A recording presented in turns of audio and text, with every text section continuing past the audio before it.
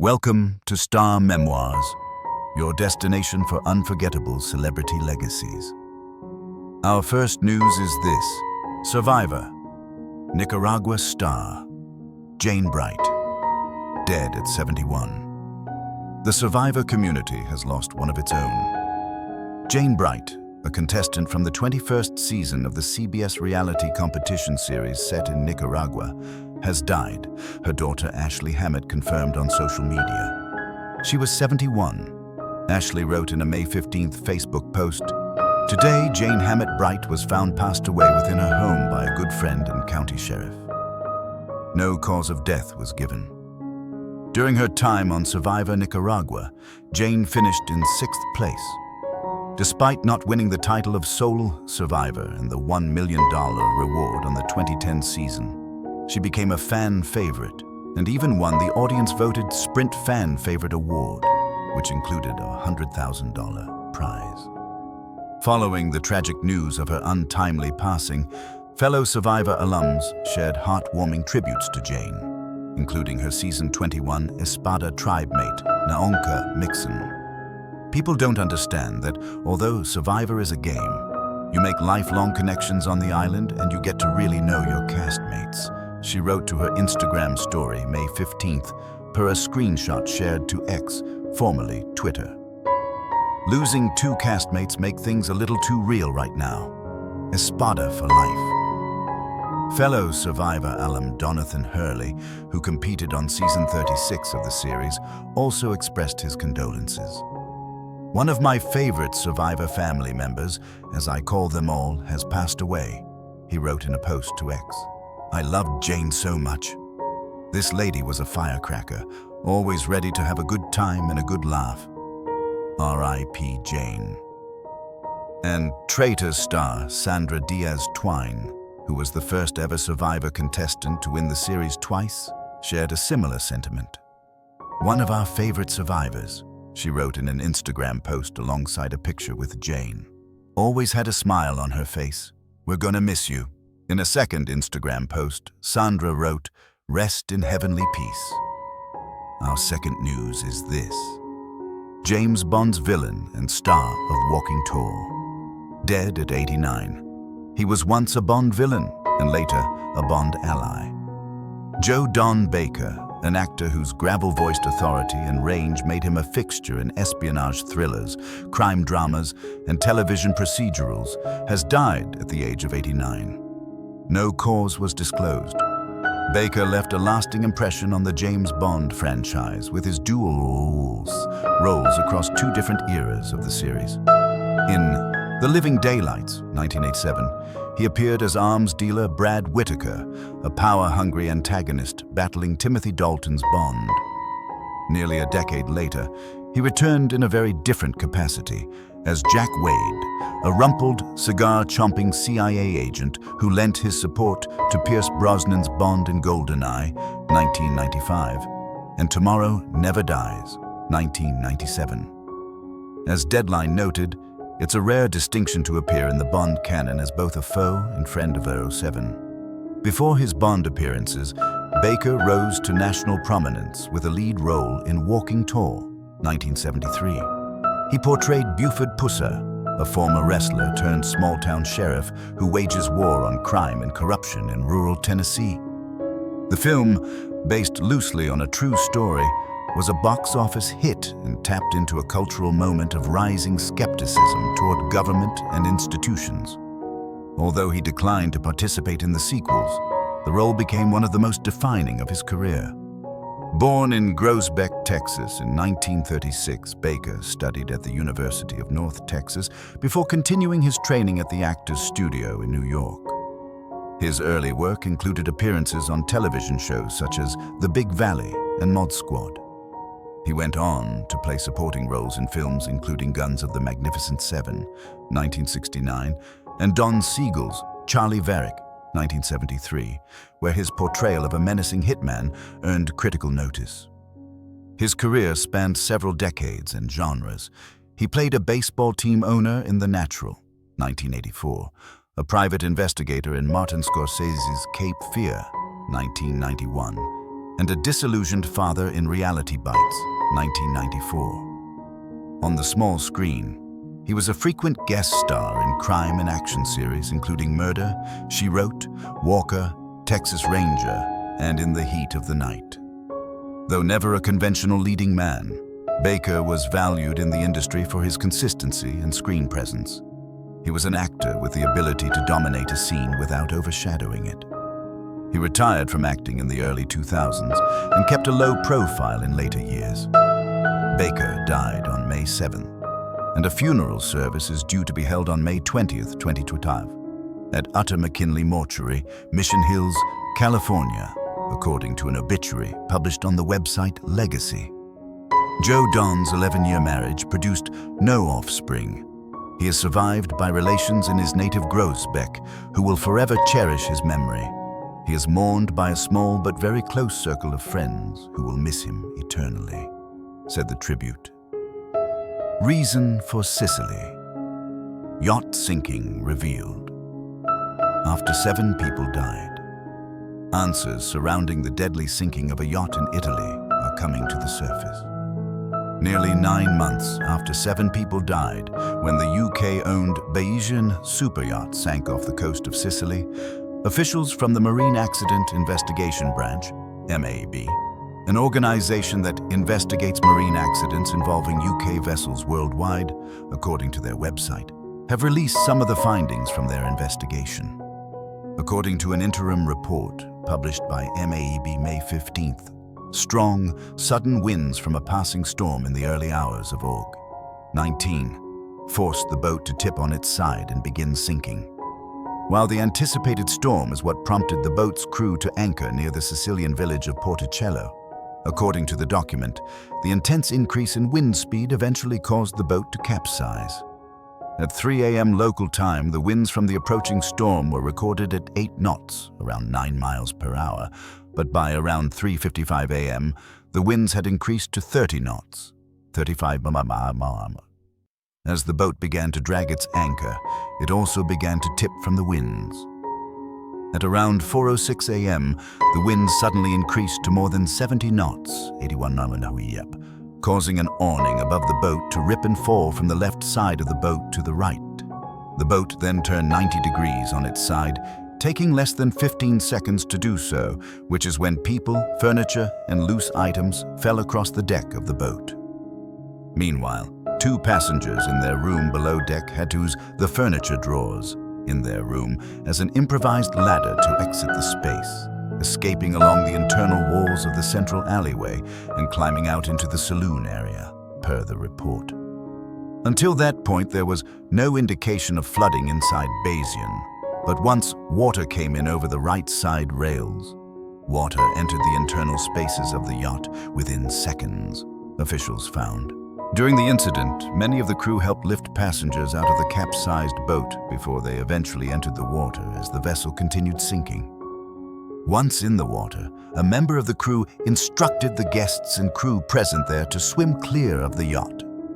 As survivors collectively gathered in the water, the boat's chief officer swam over and released a life raft from the sinking ship. Around 4:24 a.m., the group inflated the life raft and boarded it. About 20 minutes later, a crew member fired a flare into the air and the 15 survivors were rescued by a nearby ship called Sir Robert Baden-Powell. As a result of the tragedy, 7 of the boat's passengers, billionaire tech mogul Mike Lynch, his daughter Hannah, Morgan Stanley, international chairman Jonathan Bloomer, his wife Judy Bloomer, passenger Christopher Morvillo, his wife Neda Morvillo, and the yacht's chef Ricardo Thomas, sadly died. As the MAIB continue their investigation, the organization stated in their interim report, there is the possibility that new evidence may become available that might alter the circumstances as depicted in this report. Next news, why Sister Wives Janelle Brown wanted to bury son Garrison in Wyoming. Garrison Brown is going home.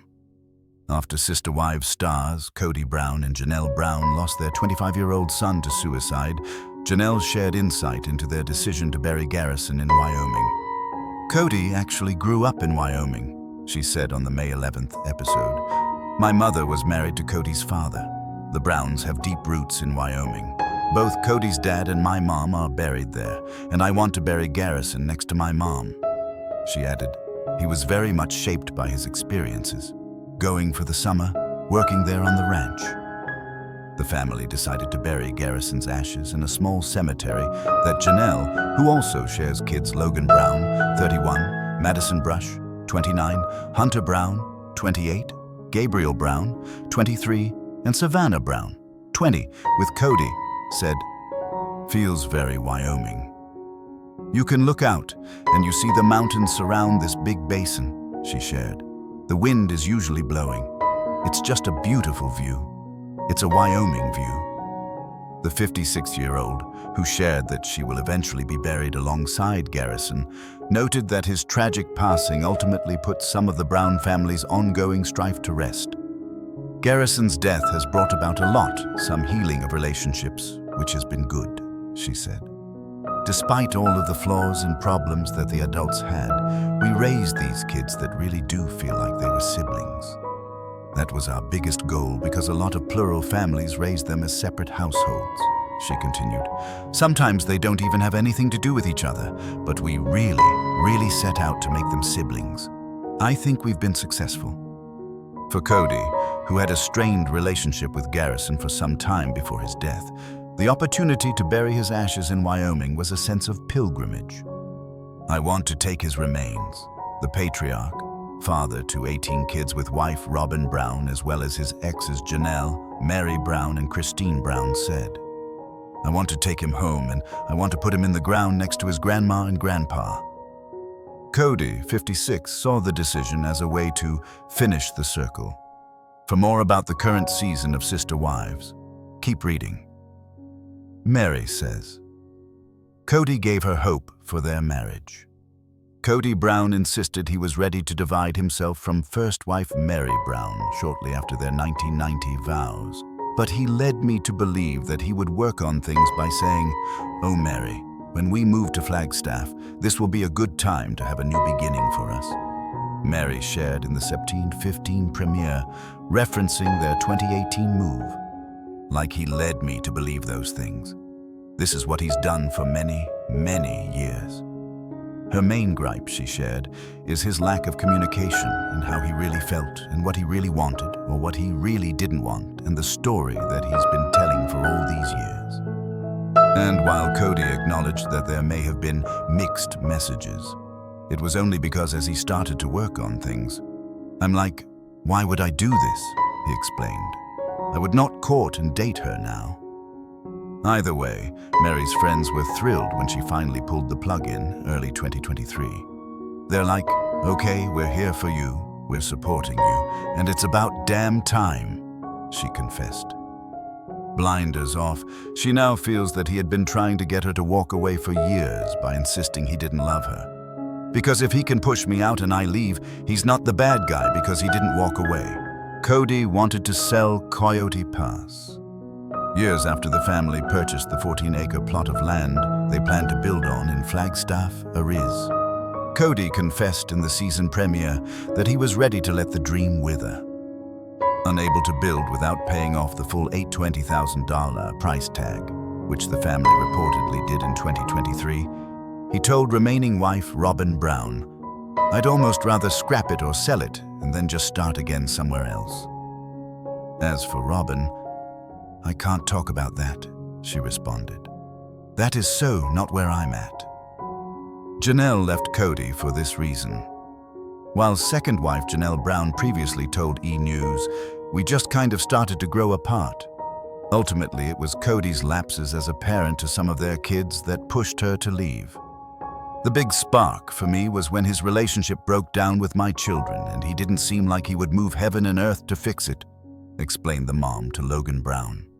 Madison Brown Brush, Hunter Brown, Garrison Brown, Gabriel Brown, and Savannah Brown. And I thought, okay, that was what was really holding me here. Even when Cody broached the idea of reconciling in the November 3 episode, it was a non-negotiable for Janelle. "I don't know how I would ever reconcile with him and have him not have a relationship with my kids," she said. No, I'm going to always choose my kids. Cody feels he's been excommunicated from his own family. That was the explanation Cody gave for not working harder to mend the rifts he was experiencing with several of his adult children. I don't fit in the family anymore, he griped in the Septi. 15 episode. Noting he was still fully married to Robin and parenting their 5 kids together. Dayton Brown, Aurora Brown, Brianna Brown, Solomon Brown, and Ariella Brown. He added, and then I have some relationship with some of the other kids, and it's infrequent. And so I'm like, what do I do with all of this? It doesn't feel like a family. Robin and Cody's marriage was on shaky ground. Despite being truly monogamous for the first time in their 14-year union, we're probably doing the worst we've ever done in our marriage, Robin confessed in the season 19 premiere. It's been tough between us. He doesn't know who to blame, himself or one of the other wives. Cody's feeling a lot of rejection, and so I think he's kind of looking at me going, are you going to reject me too? As a result, she revealed, I'm on my toes. I'm having to consistently make sure that he is not sabotaging our relationship. The hardest part, she summed up. There's no resource to help with the idea that I'm still married to a man who's going through divorces. Cody, meanwhile, was having a crisis of confidence, sharing, I can't look myself in the mirror and say, hey dude, I love you. For Robin, it was a struggle to watch her former sister wives embrace their new era. They're all moving on, she noted in the October 27 episode. I feel like the idiot that got left behind. Maddie isn't speaking to her dad. Add Janelle's eldest daughter Madison to the list of kids Cody doesn't currently have a relationship with. I know that Maddie has not had any conversations with her dad, Janelle explained during the premiere. He's not called, she's not called him, and she doesn't have any relationship with Robin. She's pretty much written them both off. At issue, said Janelle, is Cody having a half-hearted relationship with Maddie's kids Axel, Evan Garland, and Josephine. She doesn't really want him to have any contact unless he can commit to it. As a result, Janelle shared in the Septi. 22 episode, Cody. Did sort of cut off communication with Maddie and her husband Caleb Brush, whose sister was married to Cody's brother, when the family started to really dissolve. With Cody not visiting or calling, Maddie has been mama bear to the extreme, added Janelle. She has felt like until he can be consistent and show up and not be dramatic, that she feels like it's probably better if they don't know about him. And while Robin noted she's been encouraging Cody to reach out and mend things, she said, I think the kids should be doing the same thing too. For now, though, Cody doesn't seem ready to repair the rift, griping that every time he spoke to his daughter, it was a fish for gossip and I got tired of it. Cody claimed he never loved Mary. While spending time together on their 32nd anniversary, he was alluding to the fact that he never loved me and he felt like he had to marry me. Mary shared in a chat with her friend Brandy during the September 15 premiere. And I said to him, I said, Cody, I said, I know you loved me. And if he didn't, the mom to Leon Brown said in a confessional, why did he ever propose? When a single young man meets a single young woman, why would he choose to marry her and just affirm and force love for her when he didn't love her? She wondered. How cruel is that? To pick me out of a crowd and just be like, I pick you to try to force myself to love for the next 32 years. Cody's response he shared in his own confessional, oh, Mary has her little accusations now. Fine, she can say whatever she wants. I'm not going to comment on it. Though he would share that they never enjoyed a honeymoon period. This marriage was on the rocks. The entire marriage. He insisted on the October 20 episode. And how would I know that?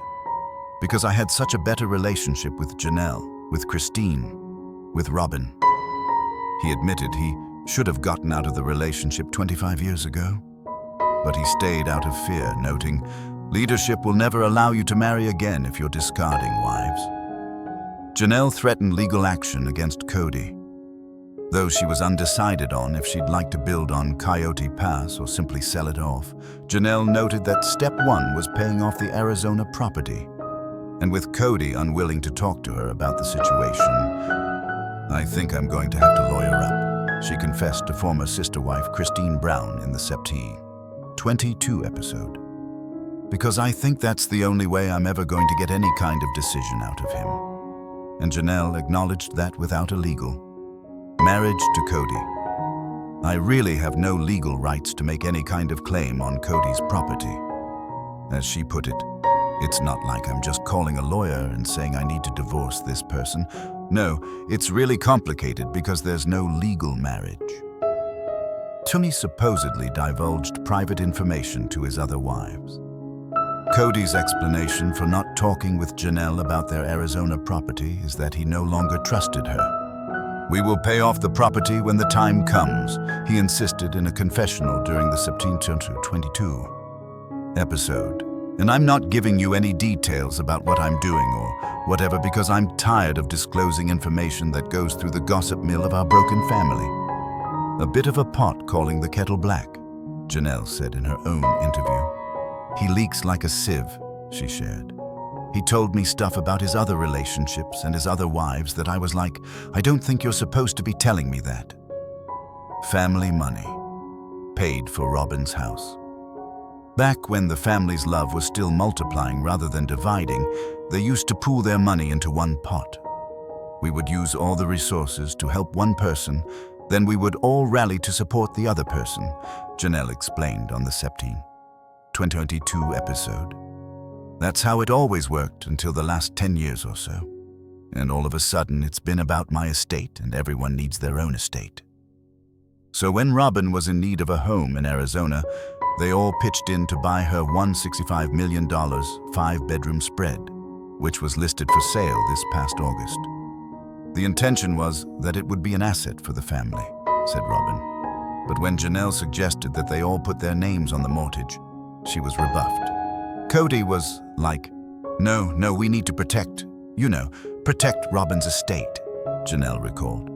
"So now that she's extricating herself from the family," continued Janelle, "she'd like her portion of the Coyote Pass proceeds, and I'd like to recoup some of the money I put into Robin's house. But that could be a tough sell. We were working together for so long," noted Robin. And with Janelle saying she's owed money from them, Robin added, "It's like, how do you calculate? How do you figure that out? It's so confusing." Thanks for watching. Like and comment. Subscribe.